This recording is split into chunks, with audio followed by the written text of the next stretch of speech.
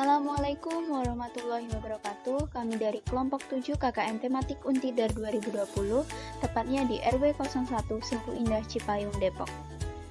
Hari ini ialah hari ke-9 kami melaksanakan KKN Tematik secara daring. Adapun penyampaian edukasi kami yaitu mengenai waspada penyebaran COVID-19 melalui orang tanpa gejala.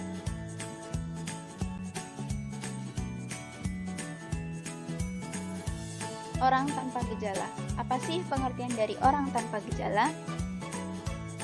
Kita ketahui bersama, penyebab COVID-19 diketahui ditularkan dari orang ke orang melalui kontak langsung, tetesan air liur saat batuk atau bersin. Tapi, muncul perdebatan ilmiah dan penelitian yang telah berlangsung mengenai penularan yang diturunkan dari pembawa asimptomatik. Asimptomatik mungkin masih terdengar asing di telinga kita. Sebenarnya apa sih asimptomatik? Berikut penjelasannya. Asimptomatik berarti orang yang telah terinfeksi virus namun tidak merasa sakit atau mengalami gejala apapun. Inilah yang dikatakan orang tanpa gejala. Lalu, bisakah orang tanpa gejala menyebarkan virus? Berdasarkan hasil dari konsensus umum di antara pejabat kesehatan dan pakar memiliki jawaban iya, dapat menyebabkan penyebaran virus corona. WHO berpendapat bahwa orang tanpa gejala dapat menularkan COVID-19.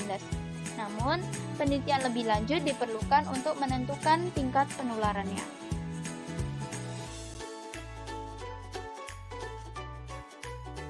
Bagaimana asimptomatik dapat menyebarkan virus? Seperti halnya kasus yang bergejala atau pragejala, yaitu orang yang menderita COVID itu menunjukkan gejala, dan pragejala itu sebelum gejala sangat jelas gitu. Jadi orang yang tidak bergejala itu dapat melepaskan virus dengan berbagai cara. Yang pertama termasuk dengan meludah, batuk, bersin. Jadi infeksi yang dapat ditularkan melalui kontak langsung dengan orang lain atau dengan mencemari permukaan benda. Jadi permukaan atau benda yang telah disentuh oleh penderita COVID-19 yang orang tanpa gejala.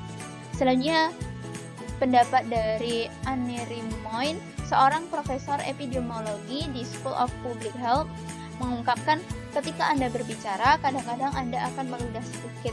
Jadi tidak sengaja mendapat percikan yang mengandung virus tersebut.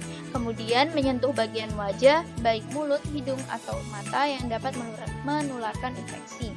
Anda akan menggosokkan hidung, Anda akan menyentuh mulut Anda akan menggosok mata Anda, dan Anda akan menyentuh permukaan lain yang kemudian Anda dapat menyebarkan virus tersebut jika Anda terinfeksi.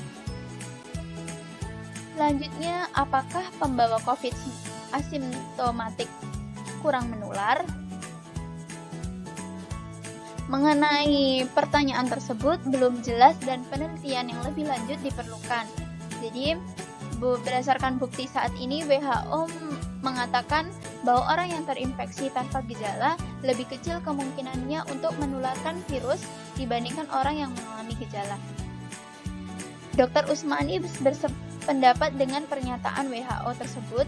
Jadi, beliau mengungkapkan jika terinfeksivitas berkolerasi dengan dosis perjalanan virus, maka pembawa asimptomatik akan menurunkan salinan dari virus yang lebih rendah. Jadi, tingkat penularnya itu sementara ini pendapatnya lebih rendah dibandingkan yang orang bergejala, namun yang menjadi menakutkan atau mengerikan yang sulit dideteksi oleh tim gugus tugas COVID-19 yaitu bagaimana mengetahui orang tersebut menderita COVID-19 karena tidak menunjukkan gejala-gejala dari penderita COVID-19.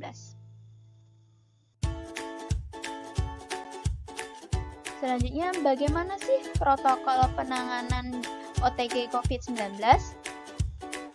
Yang pertama, Kemenkes menuliskan bahwa kegiatan surveillance terhadap OTG dilakukan selama 14 hari sejak kontak terakhir dengan kasus positif 19. Setelah itu, petugas kesehatan akan mengambil spesimen sampel tubuh dengan metode swab lendir tenggorokan pada hari ke-1 dan hari ke-14 untuk pemeriksaan PCR atau polymerase chain reaction. Apabila tidak tersedia fasilitas PCR PCR, OTG dapat diperiksa dengan metode rapid test. Selanjutnya, jika hasil pertama menunjukkan hasil negatif, OTG dapat menerapkan karantina mandiri dengan pola hidup bersih dan sehat. Selanjutnya, dengan tetap memperhatikan physical distancing atau jarak fisik dan social distancing. Selanjutnya, OTG akan melakukan pemeriksaan ulang pada hari 10 hari berikutnya. Jadi akan pemeriksaan ulang. Selanjutnya, jika hasilnya pemeriksaan ulang itu positif, dilanjutkan dengan pemeriksaan PCR sebanyak 2 kali selama 2 hari berturut-turut. Sementara itu, jika hasil pemeriksaan pertama menunjukkan hasil positif, OTG juga harus menerapkan karantina mandiri, pola hidup bersih dan sehat, serta jarak fisik.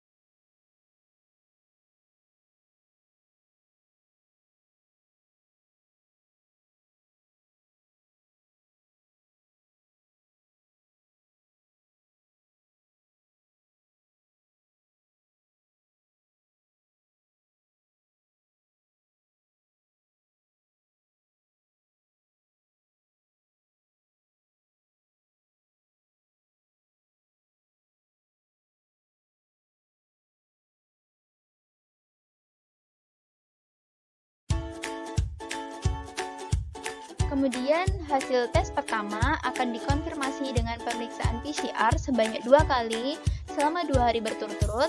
Selain itu, apabila OTG yang terkonfirmasi positif menunjukkan gejala dengan demam, yaitu suhu tubuhnya sekitar 38 derajat Celcius, atau batuk, pilek, nyeri, tenggorokan, atau infeksi tenggorokan selama masa karantina, maka harus dilakukan hal-hal sebagai berikut.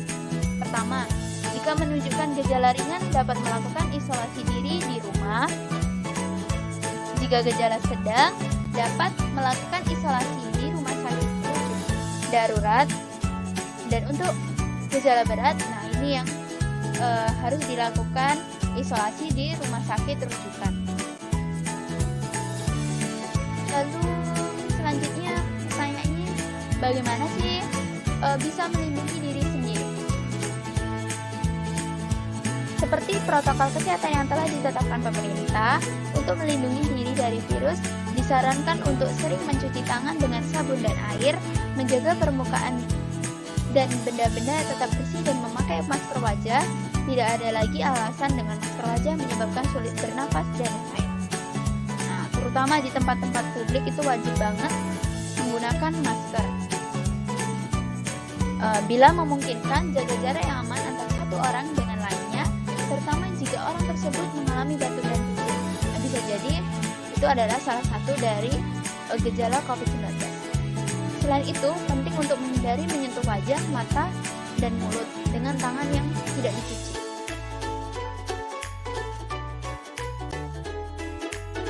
Social distancing, menjaga jarak antara satu orang dengan orang lainnya dengan jarak minimal 1 meter. Tips menjaga diri, jaga jarak dan tetap di rumah aja, tetap menjaga kebersihan pada barang di sekitar kita, cuci tangan, jangan menyentuh mata, mulut, yaitu area yang rawan terinfeksi COVID-19.